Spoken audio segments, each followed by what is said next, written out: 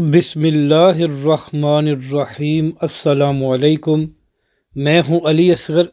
اور آپ دیکھ رہے ہیں میرا یوٹیوب چینل تحریک لبیک پاکستان کی تحفظ ختم نبوت مارچ اور حافظ سعد حسین رضوی کی دبنگ انٹری۔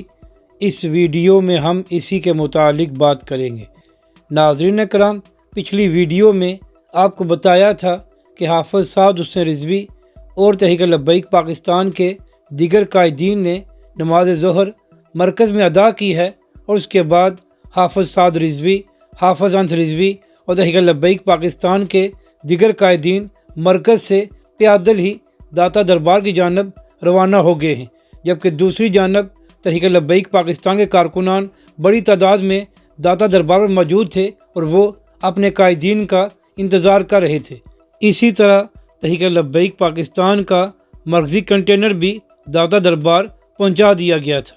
تو اب ناظرین کرام، یہ خبر سامنے آئی ہے کہ حافظ سعد حسین رضوی، حافظ انس رضوی اور تحریک لبیک پاکستان کے دیگر قائدین کا قافلہ داتا دربار پہنچ چکا ہے، اور وہاں پر تحریک لبیک کے کارکنوں نے اپنے قائدین کا شاندار استقبال کیا ہے۔ اور ناظرین کرام، جس طرح حافظ سعد حسین رضوی اور تحریک لبیک پاکستان کے دیگر قائدین اس گرمی میں چل کر وہاں پر گئے ہیں، تو اس سے یہ بھی معلوم ہوتا ہے کہ اس وقت پاکستان میں عوامی لیڈر کون ہے۔ اور ناظرین کرام، آج کا دن بڑا تاریخی ہے کہ تحریک لبیک پاکستان یوم آزادی کو تحفظ ختم نبوت کے حوالے سے منا رہی ہے، اور اس کے ساتھ ساتھ تحریک لبیک پاکستان کراچی اور دیگر شہروں میں بھی اسی حوالے سے ریلیاں نکالے گی۔